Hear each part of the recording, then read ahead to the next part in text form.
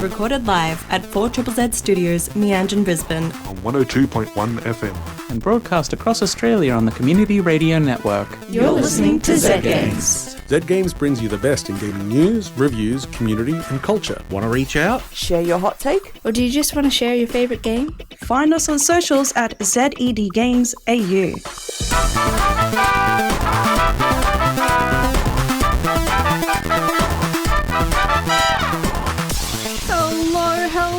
Hello, you're listening to Zed Games. My name is Zahra, and with me in the studio this episode is... Hazel. And... Natalia. How I'm really excited, because we get to talk about some of my favorite things, games. What? I know. I was going to talk business. Oh, get it. You're on the wrong show. Get Yeah, out of didn't you here. see my outfit? Oh. We're here for a meeting. Yeah, that's a very formal button. This is a meeting of minds to talk about video games, board games, mind games, all the games really. And before we hop into all of that, how are we doing? What have we been gaming lately? What console have we touched recently? I picked up the Playdate. I've been playing a bunch of I did a little game jam a couple of weeks ago, and I've just been inspired to what if we had a game where they had monkeys and they had hands and you spun the wheel and it was wait, did you do it for the Playdate? Not yet. But again, very accessible console to make games on, so very excited. Super awesome. How about you, Hazel? Well, I'm going to sound like a broken record, but, Trackmania. And Warframe. Oh, but I mean the At good least games. it's not Sonic. No, I'm kidding. Right, fair enough. Sonic would have a little more depth to it. I mean, what's the difference? You go fast in one, you go fast in the other. You're trying to get to the end goal without running off the track. I'm not really seeing what... We should give Sonic guns. I mean, they did That's that, what but Shadow's they for. recolored him for that. Legally distinct evil Sonic. Yes. But I also, just realized that game is going to be over 20 years old now. Wait, which one? Shadow the Hedgehog. Oh. 2005. Really? Wow. 2005. I rented that game from Blockbuster when I played it. Nice. Did you play... Wait, sorry, hang on. We're going to be stuck on this for the rest of the episode. You played Shadow the Hedgehog? Yeah, of course I did. Wow. I haven't even played Shadow the Hedgehog. Well, when I say play, I mean more I got stuck on the second level because I was 4 years old. But I really tried, okay? No, that's better than me. That's very brave. It's very brave of you. You know, I salute you. And we are about to hop into the week in gaming news.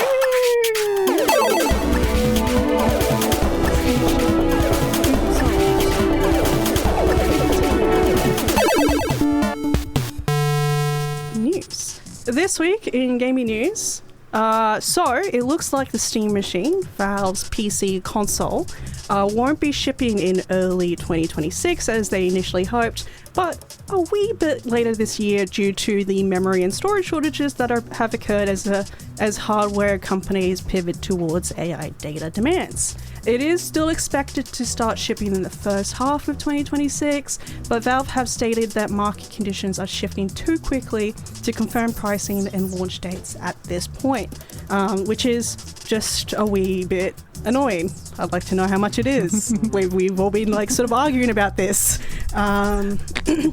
AMD's CEO, Dr. Lisa Su, did say that from a product standpoint, Valve is on track to begin shipping its AMD-powered Steam Machine early this year, but didn't give a specific time frame, which I love. I love that she was like, oh, don't worry, it'll come out.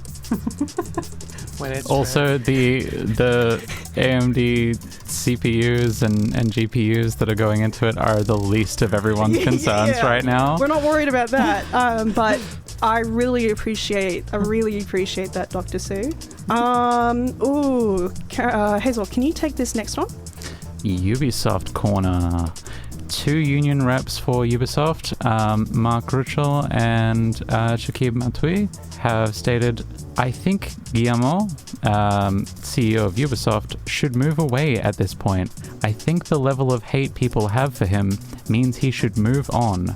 Then we could build some sort of trust again, following the waves of layoffs, studio closures, and mandated return to office. David Michaud Cromp, who had been a part of the Ubisoft Montreal team for 13 years, had been terminated for reasons he won't discuss after being suspended for 3 days due to public comments I expressed regarding the company's return to office policy and based on an alleged breach of the duty of loyalty.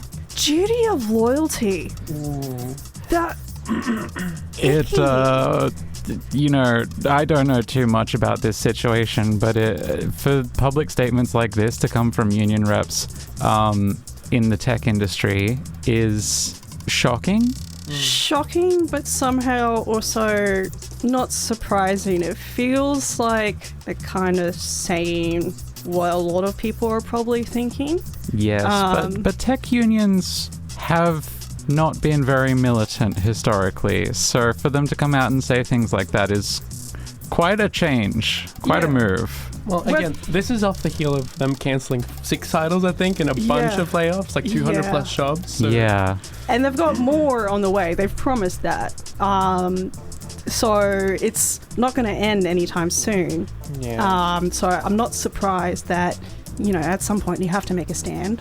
Whether that stand will actually lead to anything is another thing, but... I think it wouldn't hurt to have different management for a while.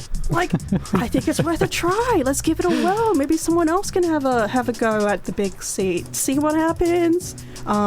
Maybe for like a couple of years, and if we don't like it, we can just go back.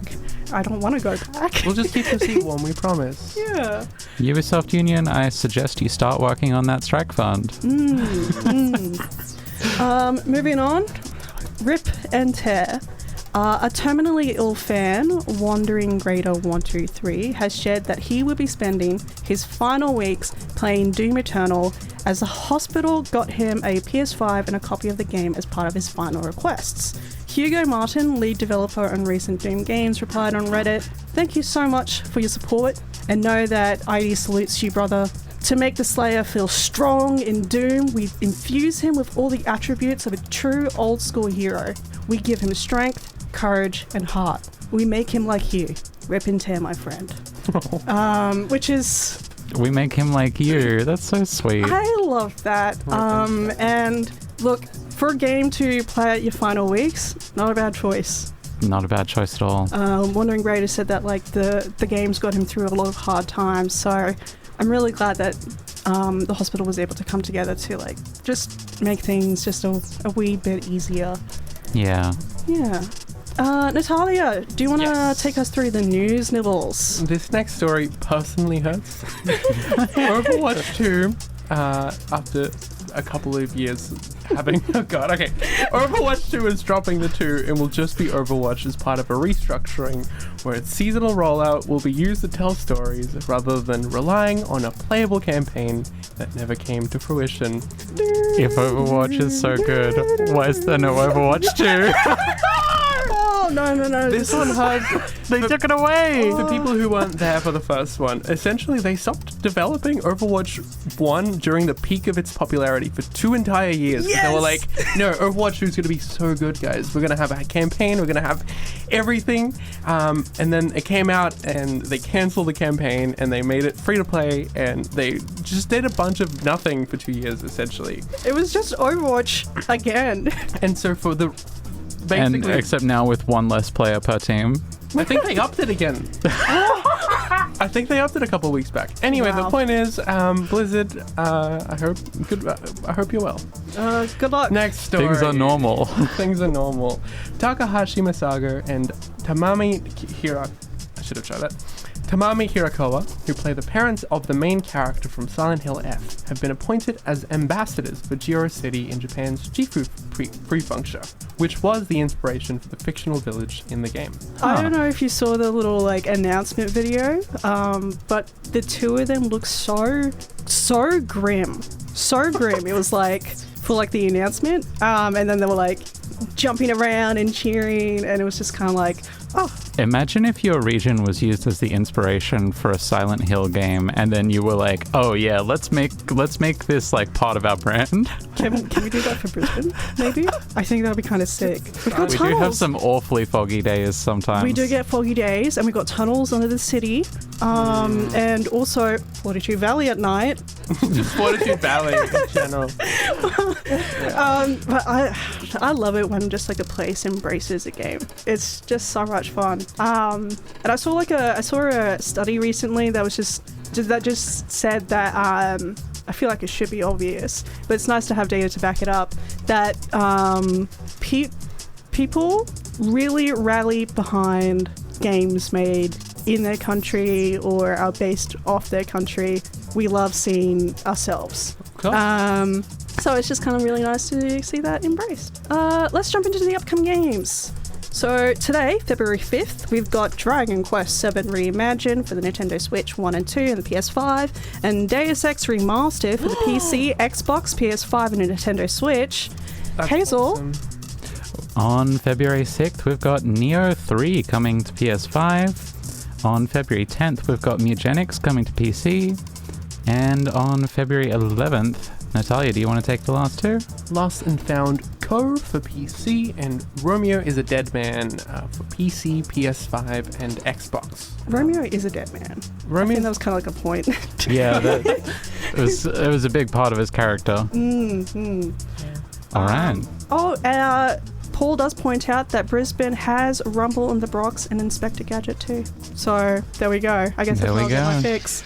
And that's it this week in gaming news.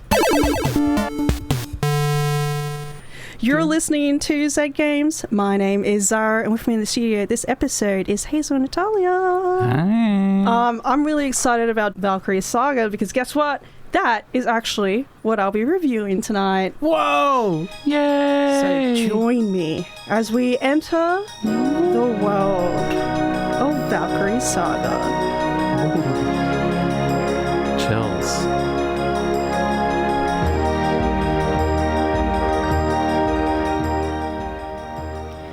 Everyone loves a floating island, drifting across the sky held aloft by, I don't know, magic probably?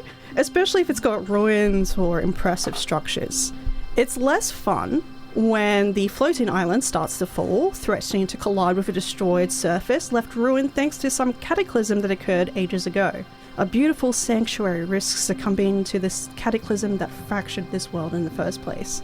But I'm getting ahead of myself. I'm going to be talking about a game called Valkyrie Saga, developed by Public Void. The developer was very kind to give me a key, which, thank you so much. It is an exploration platformer heavily inspired by the PSX classics, complete with just a warm sense of nostalgia. You play as Roll, a Valkyrie who has been tasked with saving this floating island, which isn't floating very well anymore due to the cataclysm, a sort of sickness that permeates the land. Roll will need to climb up to the top of the island and seek help from the goddess in order to avoid fate. This game is all about platforming and movement combos. It is quite a large world with a lot to explore, filled with towers, ruins, platforms both stationary moving, turbines, weird orbs, enemies, of course, and seraphims. Each one unique in their dialogue and personality. And Roll can dump, dash, sprint, glide, utilize magic, and even utilize their weapon as a tool to hold onto walls. You'll need to combine all of these abilities to navigate through the island, but there's a catch. You can only chain together so many actions before you need to rest. However, by finding these special crystals, they'll give you an extra movement energy, and you'll need to activate at least a few of these crystals in order to have a chance of completing your mission. The trouble is that the crystals aren't exactly easily accessible, and you'll need to do some careful platforming and thorough exploration to find the crystals. And I'll tell you what, the movement and platforming is great. It feels pretty good, and as my skill and confidence improves, I can chain together actions better. As I find crystals, my chains can become longer, allowing me to traverse some tricky platforming. And it's tricky platforming, don't get me wrong. I have fallen 100 times, I have messed up a jump, I have pressed the wrong button and just plummeted to the ground, negating maybe 15 minutes of work. There's some platforming mechanics that'll take a bit of practice, but it feels great to get a little bit better, to find gaps become easier as I get stronger, and even better to go back to a place I struggled before and zip through like it's nothing. There's a lot about this game that I adore and find so satisfying. One is the size of the world, like I mentioned earlier, and although there's a lot of space, it doesn't feel empty or pointless. You can see the silhouette of structures in the distance, and you start to get a feel for the layout of the island and where things are. There's a lot to explore, and a lot of hidden secrets, rewarding you for being nosy. 2. The Seraphims. I enjoy some good angelic imagery, and I see these guys and think, I'm not afraid. I like their designs, they're not anthropomorphic, they're, I guess, more of the classical angelic figures. Their names are difficult to pronounce, and they all have a personality. They're so cute. They're a bit helpless, but that's okay, I still love them. 3. The art style. It's all lo-fi, low poly, low texture resolution, with this like a stippled shader effect. It's so crunchy, and with the environment it feels like a bit of a mix between Ocarina of Time and Bomberman 64. There is a platforming sequence that required me to glide into total darkness, not knowing what was ahead, guided only by a far-off glow that revealed nothing, and I had to trust it. And as I got closer, that platform gradually revealed itself, and my faith paid off. There's no such thing as a perfect game, and I did fall through the floor once. The UI could use a little bit more polish to help its readability, but there was nothing that ruined my experience. Well, nothing except for my own lack of skill, but that's a me problem. I've not finished Valkyrie Saga just yet. Really only started playing it yesterday. It was in my dreams last night. It has gripped my brain in its sort of angelic hands, and I'm just really excited to keep finding more secrets, to talk to more of these NPCs, to solve more puzzles, to just like get good. But I've got some excellent news for all of you listeners. Next week, Thursday, on the 12th of February at Netherworld in Lost Souls, kicking off at 6 p.m, we will have our indie dev night, and Valkyrie Saga will be one of the games that are showcasing there. So you can actually check out this game and talk to the developer next week at our indie dev night. So it's already cheap as chips, totally worth like the $11 it is on Steam. I love it. And I'm really hoping that all of you will love it as well. And that is Valkyrie Saga. This is Zed Games. This is Zed Games. I'm Zahra, and with me this year, this episode is Natalia and Hazel. Yes. Hi. And guess what? What? I'm really excited. because we have something happening next week. On Thursday, the 12th of February at 6 p.m, the doors will open at Lost Souls Netherworld, revealing a beautiful assortment of locally made games. It is completely free, and we have quite a lot of games. I fit in as many games as I could in that space. 8 of them. Yeah. So I reviewed one of these games earlier, Valkyrie Saga by Public Void, which is an open world PSX 3D platformer set on an island in the sky. If you were intrigued by the review, you can go check it out next week at Netherworld. We've also got games like Delivery Derby by Team Delivery Derby, which is a 3D arcade racer about delivering food fast and crazy, not furious.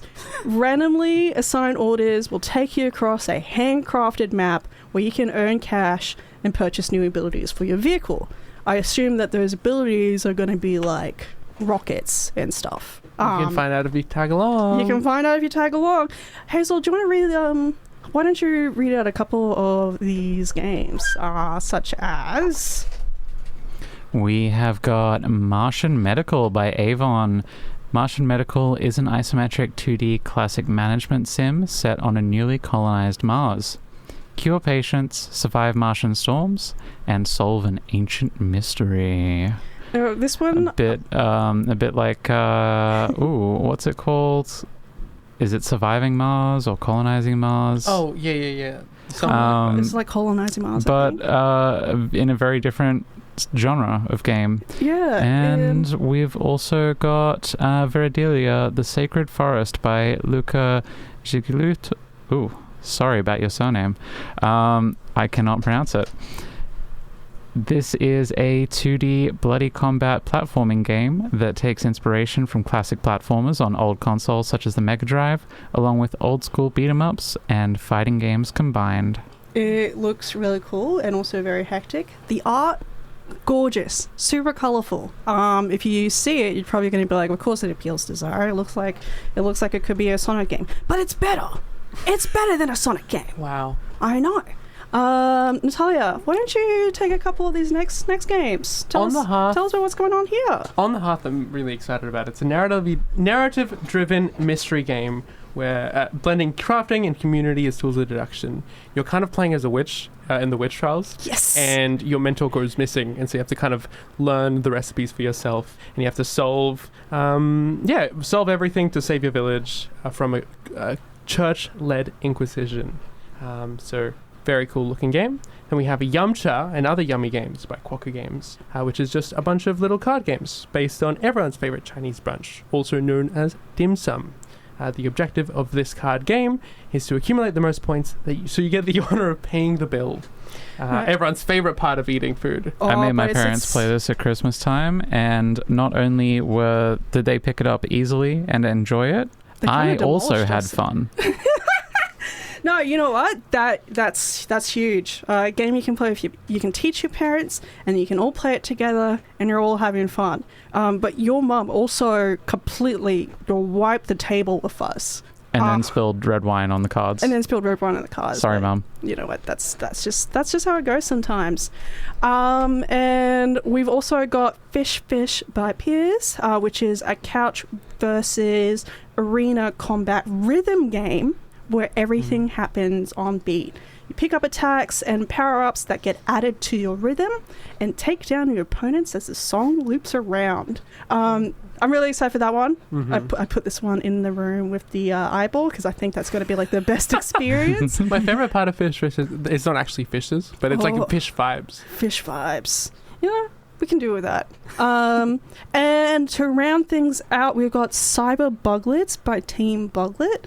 It is a single-player experience that presents itself as a dead virtual pets community from the 2000s. Years after its closure, a popular 2000s virtual pet game suddenly shudders back to life, and you've been hired by the parent company to shut it down from the inside. But some things refuse to be forgotten. Which, I don't know about any of you, but like, if you played Neopets, Mario Pets, Gaia Online, some of the other ones, Waja, Flight Rising, oh my god, I can't believe I've almost forgot about Flight Rising. You know, there's probably like a My Little Pony one as well, or something like that. If you were exposed to any of these games, and you still have a sense of guilt for the accounts you abandoned and all your internet pets that are forgotten, join me. Join me next week on Thursday. So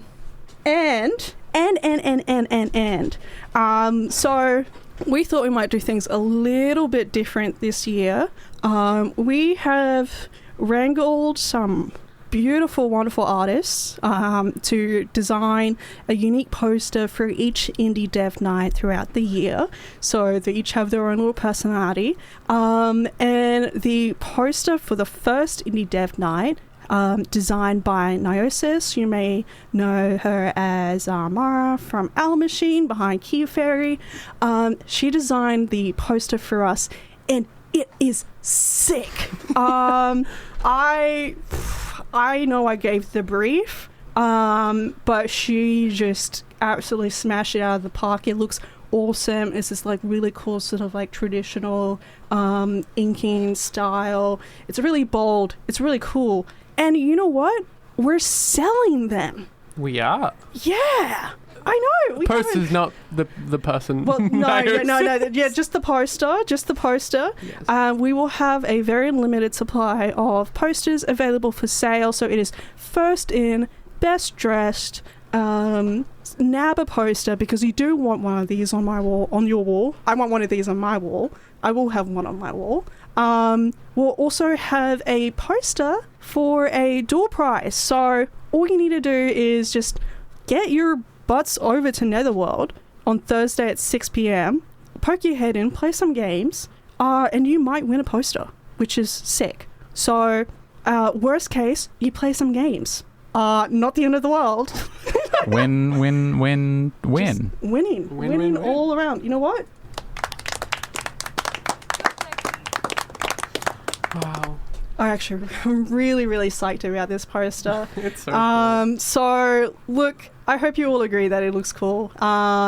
If you want to actually look at it, you can find us on socials on Facebook and Instagram, Zed Games AU. We have the poster up there, but also just head over to Netherworld. It's right there. The vibes are great. The indie dev nights are always free. And it's just a really, really good opportunity for you to get to see what games are being made right here in our backyard and get to know the people behind them, because there are people just like you and me. They're human, mostly, but that's okay. For now. The only reason I'm here is because I tagged along to one of these exactly 1 year ago. So that is true. It was a delightful first meeting. it genuinely changed my life. So maybe it could change yours. Maybe it could change yours. See you at the door. And like I said, worst case, you plan some games for free. We should just time travel to a week from now so we can get over there. But then you'll have played it and you'll have nothing to look forward to until the next one. Until the next one. And there will be next one. So make it if you can, but don't stress if you can't, because there will be others with more awesome posters on the way, designed by fantastic artists who are among us. How many events do we have scheduled for the rest of the year? We have... Oh, that's a great question. For the Indie 5, Dev I Night think. specifically? That is a great question. Oh my goodness. I'm pretty sure it's 5. It's 4 or 5. It's 5 of them, and they're approximately 3 months apart. So if you don't come, we will be sad, we will be heartbroken, but it's okay, you can come to the next one and make it up to us. Yeah, the next one will be on April the 16th, and after that is June the 4th, and we also got one in October and November, so stay tuned, because there's always something going on. Can and also support local people. Yeah, and there's food and drinks just next door as well, so dinner, poster, games, that's a pretty good Thursday night. Sounds good to me. Alrighty. We are going to leave now, but to play us out, I'm going to let the team behind Dungeon Pizza introduce this next track. But until next time, stay safe, play games. I love you all. Bye. Bye. Hello, I'm Oscar Jamont, a composer and sound designer for video games based here in Brisbane. You're about to hear a track from Dungeon Pizza, a Brisbane-developed cooking game with a fantasy twist. In Dungeon Pizza, you play as a pizza chef who has opened a restaurant in a dungeon. You'll come to know the adventurers and monsters who inhabit this dungeon and use weird ingredients they bring you to make yummy pizzas. This is the first track I wrote for the game. It has a laid-back feel and focuses on making the pizzeria feel inviting and friendly. The accordion takes center stage in this piece, but there are some other fun instruments in the mix, like a dulcimer and some kitchen drawer percussion. This track moves between 2 distinct sections. The first uses short, mischievous melodies, while the second is more flowing, with longer notes and fun chord changes. I'm Oscar Jamont. Here's a track from Dungeon Pizza on 4ZZZ.